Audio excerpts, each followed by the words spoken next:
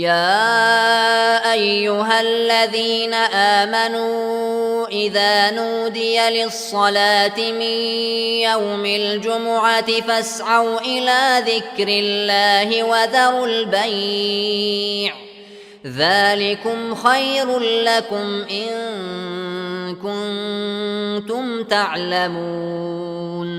فإذا قضيت الصلاة فانتشروا في الأرض وابتغوا من فضل الله واذكروا الله كثيرا لعلكم تفلحون.